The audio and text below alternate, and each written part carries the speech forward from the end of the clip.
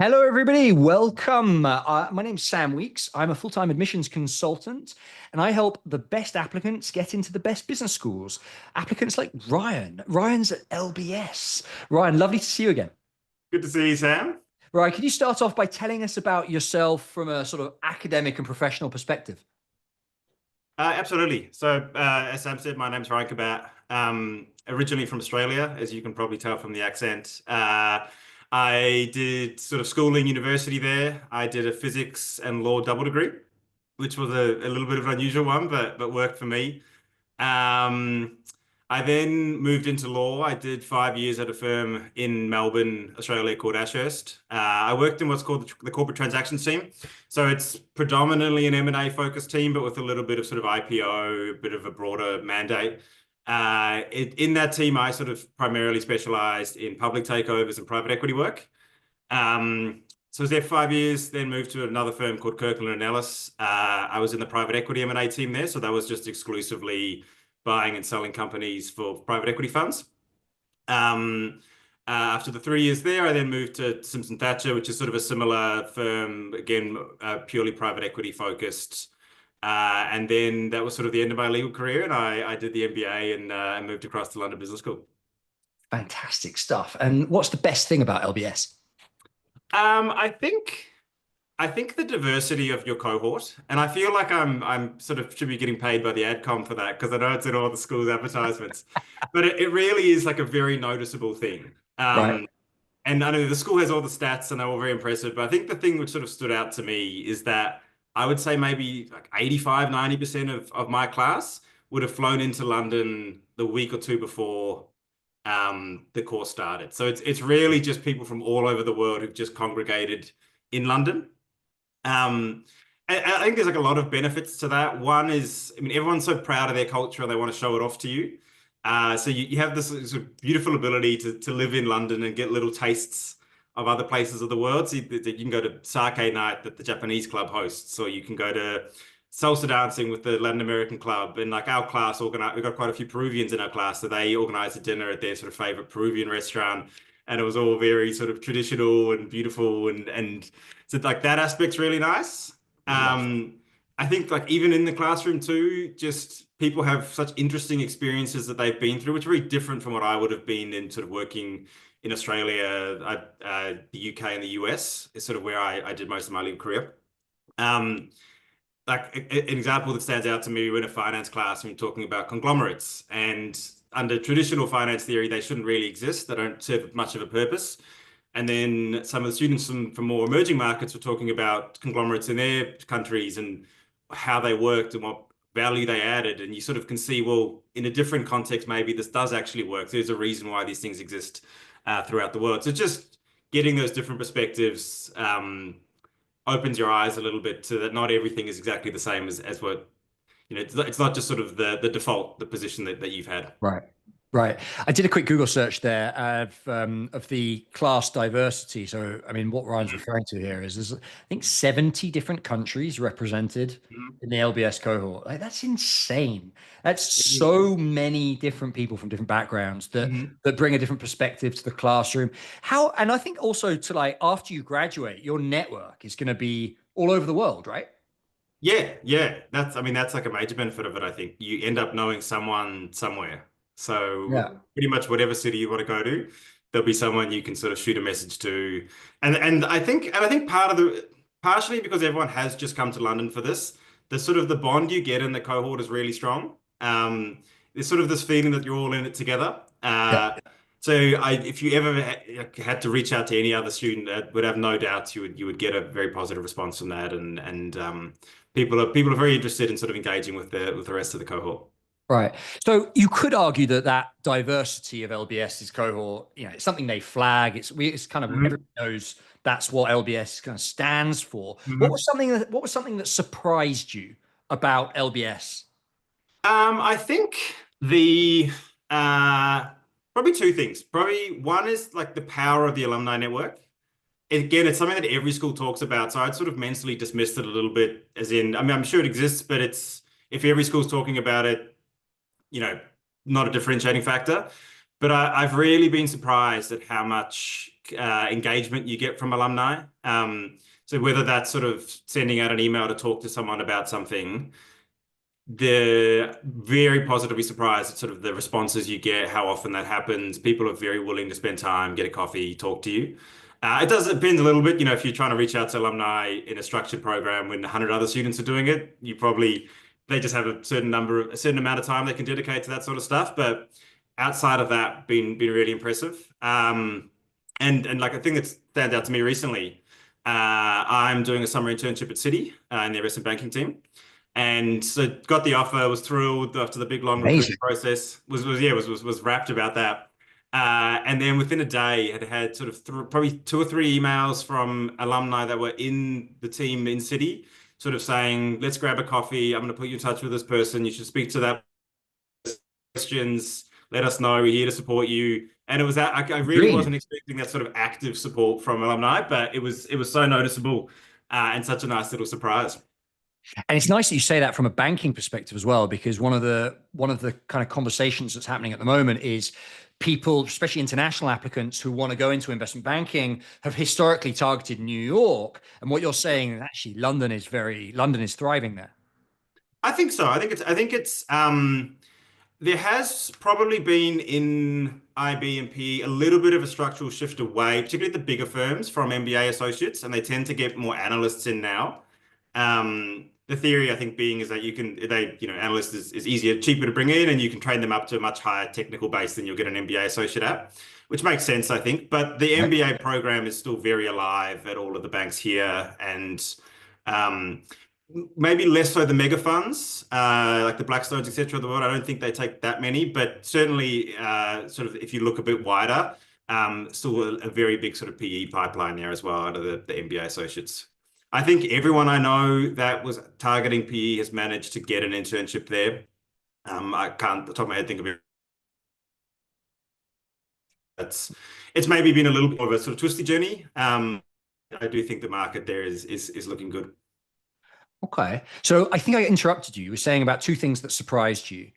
And you had your second one still to say. Oh, I think like the MBA program, because it's a 2-year program at LBS, and there are certainly moments of that which are quite intense, but there's also moments that are not. And just having a bit of time to reflect on what you like, what you don't like, what you want from your career, what are opportunities that excite you, what are industries that excite you. And at the same time, you've got such a range of opportunities that you can try and test things and go to presentations from different employers and things like that. Just gives you a lot more. I don't know, in law particular, I don't know if it's just in law, but you often feel like you're on a very sort of narrow track, a very well-defined path. But just having a bit of that time to reflect, a bit of the time to sort of see what's out there, I found massively valuable as well. And I wasn't really sort of expecting that going in. Yeah, interesting you say that. I kind of had a similar experience during my MBA, and I remember going. I randomly went to a luxury goods. It's like an event of something, a luxury goods event. I thought that'd be interesting. I'll broaden my viewpoint, and I went there, and everyone was immaculately dressed. And I was not. So I was in my like ripped jeans and t-shirt, whatever. Or not quite that bad, because it was, yeah. And I just remember thinking, wow, I am underprepared for this, and these are not my people. So that kind of just ruled out like that industry, which I couldn't have done without that exposure, right? Yeah, exactly. And I think learning what you don't like is as valuable as learning what you do like. Absolutely. I've certainly had similar experiences. We've gone to presentations from employers, which I would have thought would be up my alley, and you realize quite quickly this is not quite for me. But that by itself is a valuable thing, I think. Yeah, totally. So one of the things we talked about when we were kind of getting ready for this interview and scheduling this was you said you went on an LBS rugby tour. This is cool. I used to play rugby as well, and we've obviously talked about rugby in the past. Tell me about the LBS rugby tour. How was that? It was amazing. One of the absolute highlights of the year so far. We did a week in the US. We played in the NBA Rugby World Cup. Oh my God, amazing. Sort of Columbia, Harvard, Yale, Wharton, Michigan were all there. And it's very much sort of the culmination of the whole season. That's like the highlight every year. The school puts a team forward. Right. So much fun. I was one of the captains, because I've played quite a bit of rugby before. So one of the few more experienced players in the team. So sort of being involved a little bit on the coaching side as well and watching this, because it's a bit of a weird team in the sense that you have some players that have played a lot and a lot of the team that's never played. Yeah. And you don't normally get such a spread of experience in a team. So it's sort of trying to navigate that and figure out how to bring people together and get everyone on the same page. But sort of doing that and then seeing the team, the improvement from when we first started playing, which were frankly hopeless, to playing some very decent structured rugby by the end of it, was just personally like, I feel like a proud parent. I, Watching that growth has just been so rewarding. I love that. Is it? We'll talk rugby a little bit here. When you were in America playing rugby, I imagine a lot of the players on the other teams were like converted American football players. Was Yes. were And the that and people lacrosse, like I think, were the two throwing big it like ones. that and stuff? Yeah, not quite. Certainly, I don't think they had a lot of sort of experienced players. It was, but some very big players that ran very hard, so made up for it. But it was like one of those sort of tournaments where it's serious and everyone wants to win, but it's also a really great sort of atmosphere and energy. In terms of people want to meet people, make friends, make connections. Yeah. It was just a brilliant week. I like these initiatives that are happening more and more to bring together people from different business schools. So Yeah, last week there was the MBA called MBATs. It's like MBAT, the yeah, sports tournament was recently as well. yep. Oxford beat you at that, no? We don't talk about that. Okay, moving on. But these initiatives that bring together people from different schools, such an interesting like, angle and such a way of potentially broadening out your network even further than just the MBA cohort you're in. Yeah, yeah. And I think something that I think was probably it wasn't such a thing during my MBA. I think nowadays it's becoming more of a thing. Did you Mhm. connect with anybody useful in other programs, Um, or did you just tackle them and beat them up? no, we had like a big post-match function, met a lot of the different players from the different schools. I mean, like no one you would say this is like a gonna change my life and get me a job somewhere, but people you could definitely see. I mean, just nice knowing people in a city beyond Yeah, anything else, but also just people you could see maybe in a few years' time, they doing PE or whatever. You know, it's a good person just to know and see how they go in their yeah. life. You add them on LinkedIn and maybe you bump into them in a meeting. Exactly, Um, exactly. yeah, I But like I that. think that's one of the things with networking is it's you want a wide net. You don't necessarily have to have the world's strongest connection with every single person. You do want some strong ones, but there's a lot of value in just knowing people, places that you can talk to and find out what's happening and those sort of things. Yeah, totally. So let's move over to the talking about the job hunt. You've obviously got your city internship nailed down, which is Yep. absolutely fantastic. Um, Talk to me about what job hunting looks like for an MBA. There's so much like panic about this online. I mean, at the moment, especially Mm-hmm. about like kind of am I going to secure that target role? Because if I can't, like, I'm not even sure I should do an MBA. Like, talk to Yep. me about what recruiting looks like when you're on the MBA program. What are some of the resources that you use to help? Mm-hmm. And like maybe some other stories of people that you know who've done particularly interesting things. I'd love to hear those as well. I think it depends. Like the range of jobs that people look for out of an MBA is so wide. So the experience you get in recruiting can be dramatically different. Okay. So like investment banking is a structured program. So that's very much managed by the school's career department. They've got a investment banking lead. She's amazing. She speaks to all the banks and they come and give you pitches. And then there's a very sort of formalized process you run through. The school provides a lot of guidance and resources as to how to navigate that. You still always have to put the work in yourself. I think there's been sometimes a misconception that like the careers department, you can have all these employers just wanting to hire you and the career department's going to be throwing them at you. It's not sort of in reality how it works. I don't know if it's ever how it worked, but that's certainly, Correct. I think, not the case these days.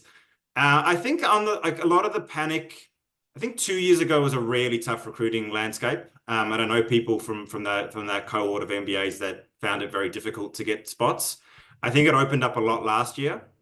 The most people I know have already got offers for the end of their program already, and then I get the sense that it's even better this year.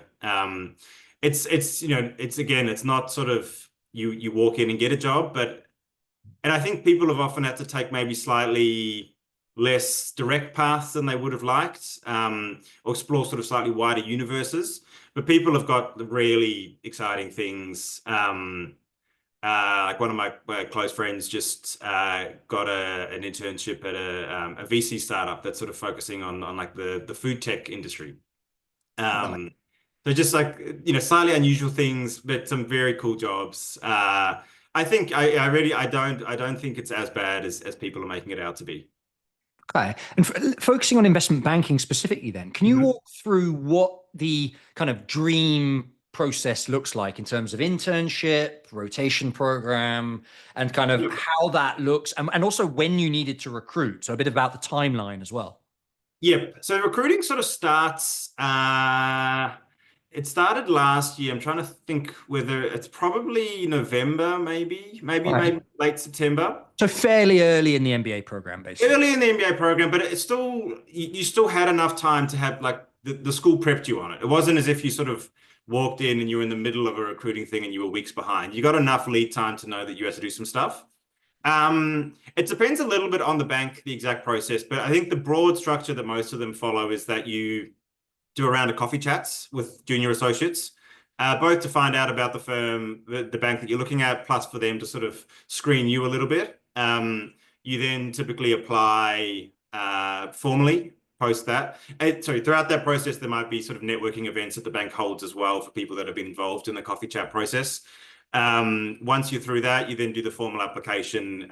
You typically 3 or 4 interviews. I think for City we did 4.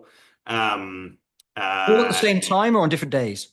there was sort of 2 rounds. So you did day one was a fit interview plus technicals, and then sort of the day two was just more speaking to more senior bank about sort of more fit and less technical style questions. And then I think most of the banks just did 2. One of them may have done 3 rounds. And then at the end of that, you get an offer. That's for a 10-week internship typically. There's then a sort of matching process to figure out which team you will be in, which that's sort of a joint process. I think in most places where you submit preferences, they submit preferences. So that's a lot of coffee chats again, but much, I would say much better ones, because this is much more the teams trying to pitch them to you than it is you trying to pitch yourself why you should hire me. Fun. You didn't do the internship, and then at some point afterwards, you find out whether I haven't quite obviously sort of at the start of that process, I'm a bit less clear on that, but at some point after the internship, you hopefully get a return offer for the following year. Right. To start full time.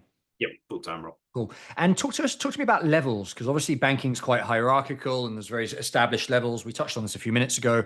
Yep. What's a typical post MBA role for an associate, and how does that fit into sort of the hierarchy? So an MBA would come in it typically comes in as an associate. Okay. Which is the first. So you have Yeah, intern, analyst. Yeah. Yep. analyst, associate, vice president, Yep. director, Yep. managing director. Yep. Correct. Right. So you're Um, kind of a couple of levels from the bottom when you come in. yep. You come in, I think, in a slightly different role as because you haven't had the typically 3 to 4 years of analyst training. People are not looking so much to you for the technical modeling. Obviously, you need to know that as well. You can't completely ignore it, but I think your value add is more in the experience that you've had, how to interact with clients, how to manage teams, those sort of things. So I think it also be cognizant a little bit of what you're bringing to the table. Yeah. You need to know the basics, but I think no one is expecting you to be their best modeler coming in as a MBA associate. So building on this, if I may, just talking about your situation specifically, you Yep. have a private equity and law background. I think it's fair to say, Yep. to generalize it as that. How do you expect to fit into an investment banking team in general? Yep. So I think for me, having had I think worked 8 or 9 years, work right alongside the banks running deals. So I've seen a lot of what they do, and I know deals really well. I've done hundreds of them before. So I think the bit I can add a lot of value is that deal knowledge, knowing the process, knowing what clients care about, those sorts of things. And then I've been doing a lot of modeling courses myself, taking all the finance electives at LBS, which I've been very pleasantly surprised with how rigorous they are. And I think take you to genuinely quite a sort of a high level of understanding. And then we'll just be sort of trying to learn that on the job. Mm. So it's a mix of both, I think. Awesome. Okay. let's talk about the cohort at LBS. Yeah. I'm kind of interested from a perspective of the kind of people that do well during the program, not just bankers, not just lawyers, but sort of more broadly. What are some of the character traits that you've identified in the MBA cohort? What is like a character trait that you see again and again and again that kind of that is common?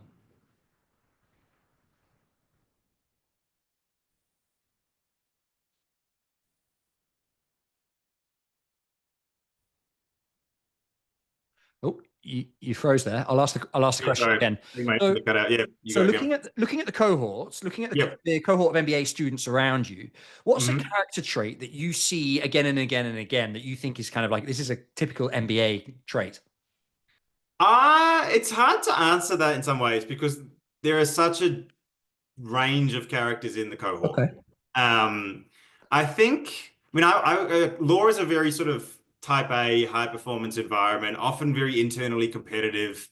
Even when you meet people socially, it's often the sort of contest of who could humble brag the most. There's always this little bit of sort of power play type going on. And I came in expecting a lot of that amongst the cohort and have been very pleasantly surprised to find almost none of that. Um, I think so. I think one probably characteristic is like humility, in that people there's a strong element that other people celebrate your successes. And someone is always on the group WhatsApp, congratulating someone on something, and people have done some amazing things. So there's a sense of like, I don't have to sell myself. You've got people around you that care about and will celebrate your wins for you. You're not having to sort of pitch yourself, which is nice because so much of life you do have to pitch yourself. So it's nice having this sort of internal environment where that doesn't exist too much, and you don't have to sort of shout out all about yourself. Other people do that for you, which is really nice. And I think just sort of collegiality. There's a really strong sense that the cohort supports each other. I felt that from day one. Like people were really invested in wanting to get to know you and build relationships. And I always sort of thought, I wonder how this will hold up through recruiting, because that's sort of when it now potentially becomes competitive. But it didn't change at all. There were like for IB, there was a WhatsApp group. Everyone's posting what's going on, when a due deadline, like when are the deadlines, what's the process, tips, speak to this person, speak to that. Like it was very much everyone trying to help each other out. So Amazing. that's I think is sort of it would be one of the defining characteristics. That's so, so cool. I mean, you kind of hear these urban myths in MBA world of like, there was a story a couple of years ago of somebody at Columbia that found their notebook had been torn up. And it's, Oh, yeah, like, yeah. No, what? And no, none of that at all. you contrast that with the sort of helping each other out. Then on the other hand, you hear stories of people coming out of interviews and immediately telling everybody in the cohort, like, these are the questions I was asked and you should be prepared. Yeah, So, so cool. I love that. yeah. Okay. So looking back, I mean, it sounds like LBS has been fantastic for you. You've secured this internship, which Mhm. is pretty dreamy. Looking back at the process, at the application process Mhm. now, must have started a good couple of years ago if we think about the GMAT and everything as well. Yeah, because I did the GMAT first. I ended up taking that three times, I think, eventually to get the score that I wanted. It's very normal. Um, well, I probably came in a little bit cocky on the GMAT because having done the physics side, I was like, I can do the maths, and then law is basically reading comprehension plus sentence correction. So this is like really in my wheelhouse, but it is very much an exam you just have to learn. Like it's very specific. You just need to learn how to approach that particular test, I think, and so prior experience is helpful, but as I proved, doesn't carry you through. So, what did you learn about yourself during the application process? Not just the GMAT, but Yeah. also the wider application process.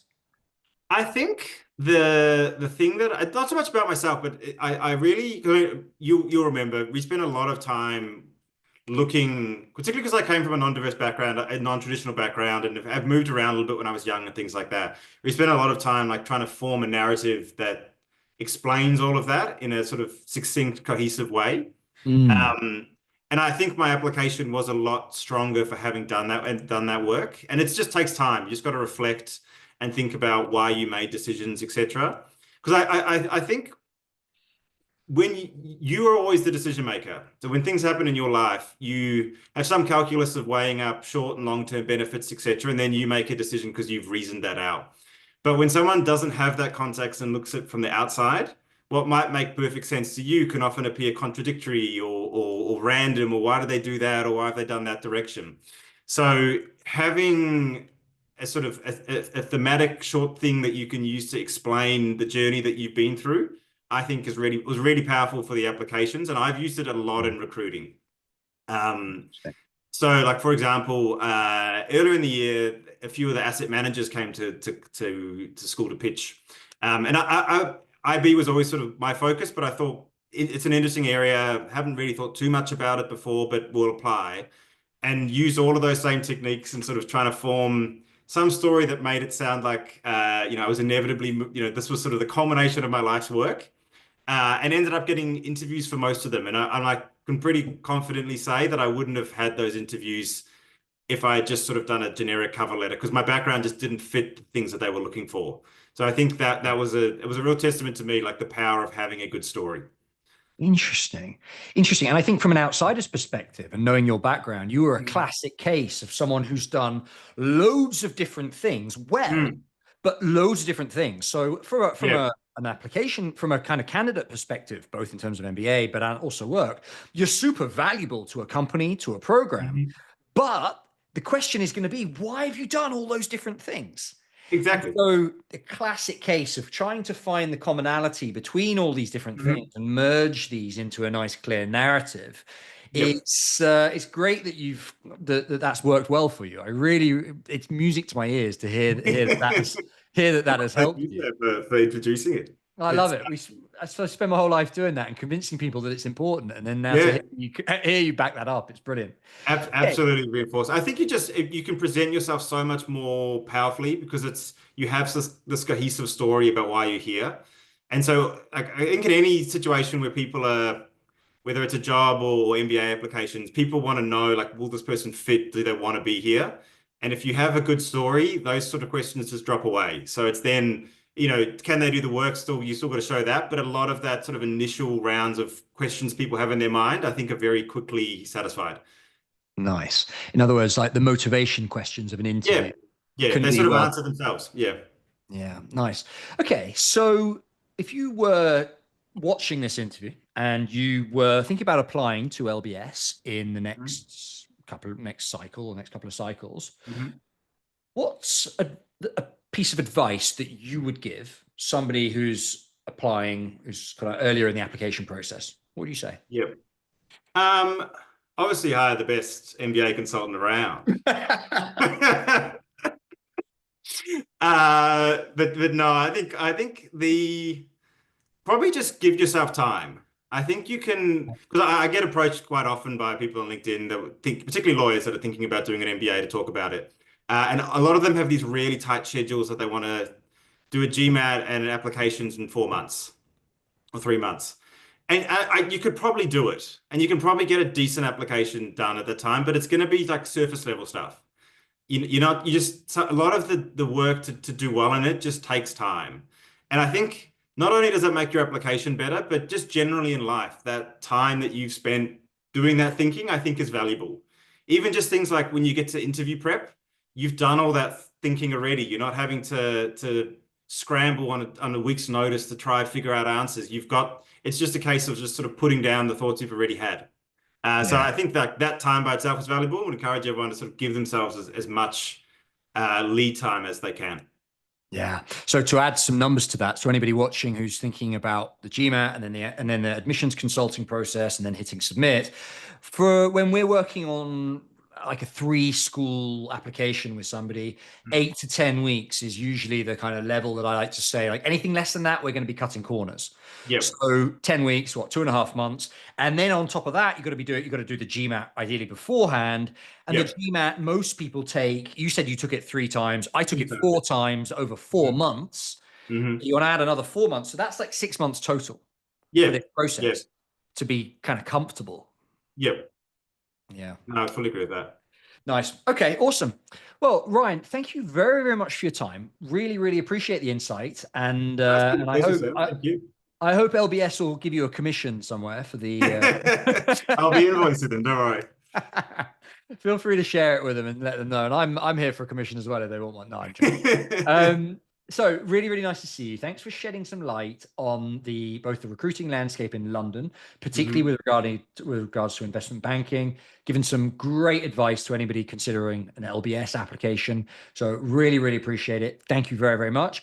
Anybody watching who is considering an application to LBS, particularly anybody who is in America and looking over at Europe, given the current job market, geopolitical environment, etc., and thinking, what are some of the top schools in Europe that I can be applying to?